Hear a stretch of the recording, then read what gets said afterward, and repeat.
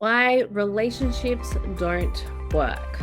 I see so many couples that have relationships that work or don't work for different reasons. So in this episode, we're going to go into why relationships don't work, but what you can do to ensure your relationship does. Now, this episode is going to go into a lot of different things, which I think is so crucial. So if you're looking to improve your relationship, get back on the same page, trust, emotional intimacy, great communication, all of the things, this episode is definitely for you. Before we get straight into it, I wanted to talk to you about something that I seem to be talking to a lot of couples about, and that is the never ending to do list. Now, no, this is not about a to do list. Bear with me for a second. It is about the fact that so many couples will say, well, yeah, he or she tries to give me a hug, but I've got so many things on my to do list. I don't feel like I can stop and I just want to keep going. So here's the reframe for you. Here's what I really want you to think about. A little bit more, but I know. But what if you're lying on your deathbed? Are you going to remember the day you crushed that to do list? Are you going to remember the hugs, the laughs, the playfulness, the joking, the silliness, the time you spent with your loved ones? Hands down, it is the time you spent with your loved ones. There's a book written on this, The 5 Top Regrets of the Dying. And in this book, that's what she talks about. She talks about all of the people who were on the deathbed and they were talking about their regrets. And it was not that they should have worked more. They did not regret. They do not want to work more. Their regret is not spending enough time with their family, that they put work in front of all those things, that they put almost everything else in front of either their relationships or their family. And so I just want this to be a reminder today. Don't let that be you.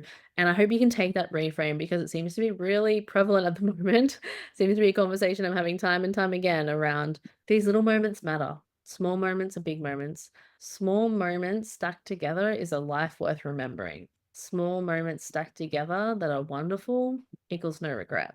That you have prioritized your top values, that you have nurtured those relationships. I wanted you to start off this episode with a reminder around that because I just think it's a reminder that we all can take. Myself included, we get busy, we get rushed, we think all these things are important. And when it comes down to it, there's not too many things in life that are really, really, really important. Time with your loved ones is the most important.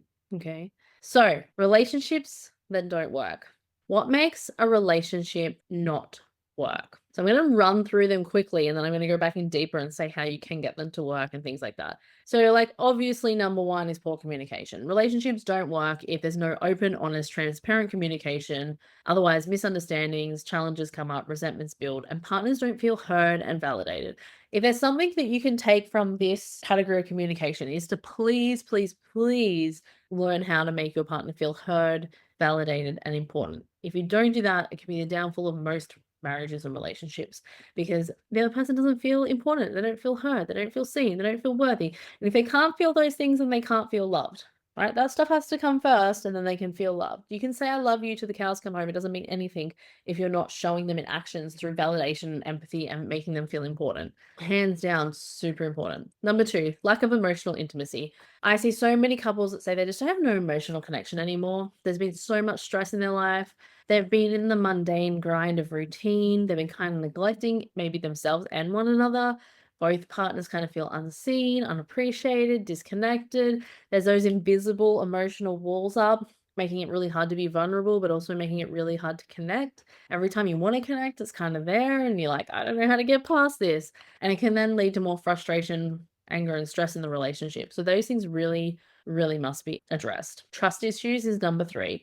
Infidelity, dishonesty, secrecy. You have to be transparent, like past traumas or insecurities that create paranoia or fear of betrayal, broken promises, and unreliable partners honestly create doubt. And then the trust breaks. Trust is one of those things you want to keep intact if you can. It is so important, it's so crucial, and so foundational. Number four is unresolved conflicts and resentment.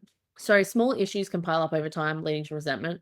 Partners avoid conflict instead of addressing them. We all know people that sweep stuff under the rug and think they never quite get to it until like explosion. We don't want to be in that position. One or both partners are holding grudges instead of forgiving, which is very challenging.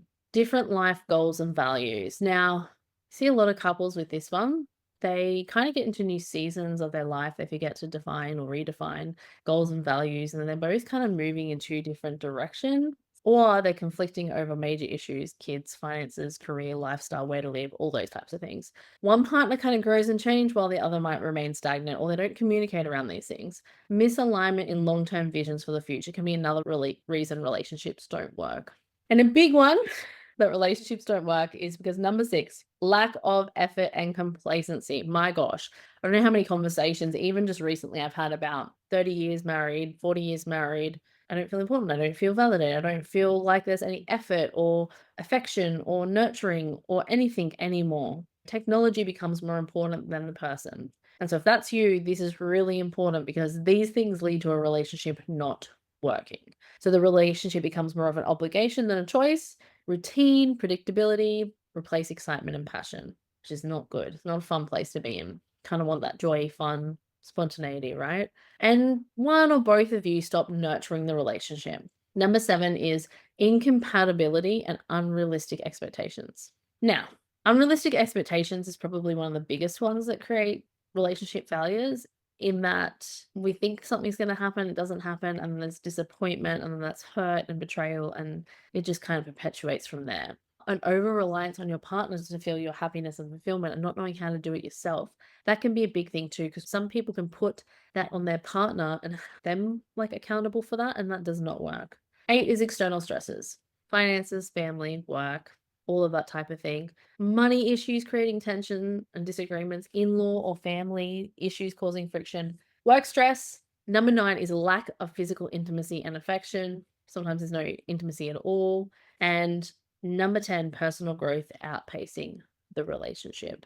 So sometimes one person can feel like they're really moving ahead mentally, emotional, physical, spiritually, and the other one feels like they're not, and they can create a bit of a divide, and when they feel really out of sync and not connected with one another, which can cause a big whole lot of issues. All right, so what can you actually do about these things? What you can do about them: poor communication, learn the skills to communicate, in a nutshell. I've got heaps of videos on it, so I'm actually not going to go deep into it here today, but there's heaps of videos. You can go and check them out. Number 2, a lack of emotional intimacy.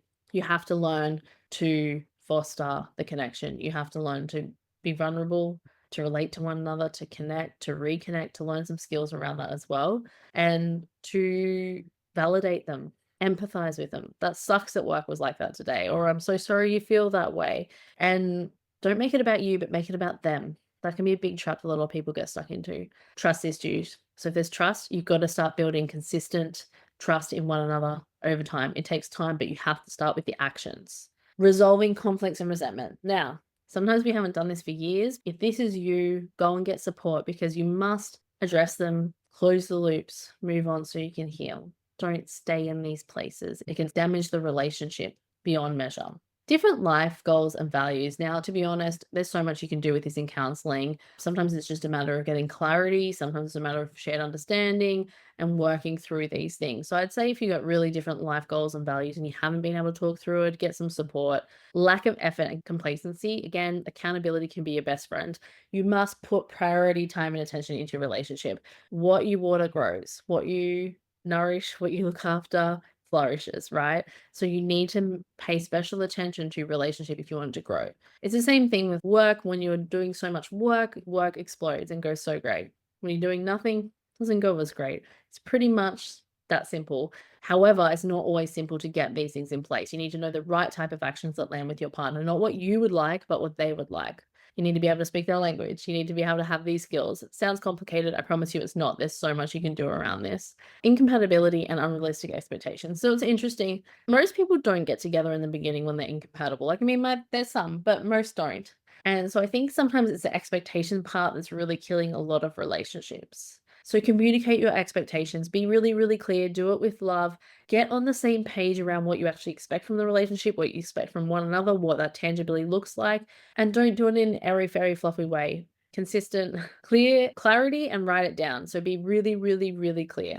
External stresses. Okay, the best thing you can do for your relationship around external stresses is start shutting them down one by one. And so sometimes we do that in counseling, certain actions and things around that, so you can start having an Excel around these things. The less stress, the better your relationship, because the more you're able to give to your relationship. If you're stressed or you're not functioning well, then the relationship will definitely suffer. It just does for every couple. So you need to look after you in order to look after the relationship or look after your partner as well. Lack of physical intimacy and affection. Now, this one, I have a bit of a gripe with this one. So many couples will be like, well, we've been together forever.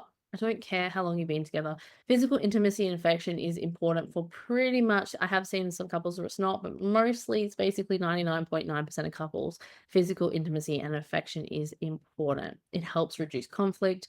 It helps you feel more connected because there's more oxytocin, right? The love and bonding hormone between you. It decreases cortisol, your stress hormone. It is valuable. So if there's no affection, there's no playfulness, there's no intimacy, then we need to figure out why. And that needs to be absolutely highlighted and worked on so you can move through it. Personal growth outpacing the relationship. Now, this is again an interesting one. Do we need to grow at the same time, at the same rate exactly? No, it's probably never going to happen that way. Do we need to be able to just at least be open and interested for one another? Yes, open and interested. Does that mean that that's our path and our journey? Maybe not, and that's okay.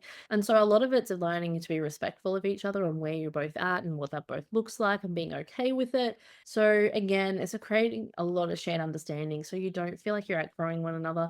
And ultimately, the goal is to grow together, which sometimes can be challenging. But when you grow together, you can help ensure your relationship does work. And so all of these things today, what speaks to you the most? All of these things are things we go through in the couples counseling retreat. It's skills that you can learn to build.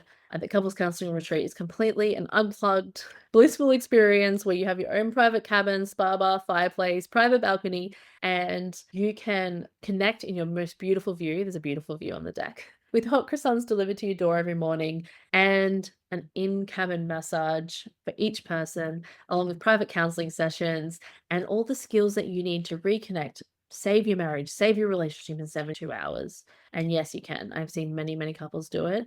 And I'd love for you to be the next couple as well. So there's only 4 spots available, but applications close on the 28th of Feb. So go down below. You can book a free call with me. Let's have a chat. Make sure it's the right fit for you and your partner. And you can read all the details below. I really look forward to helping you move your relationship forward.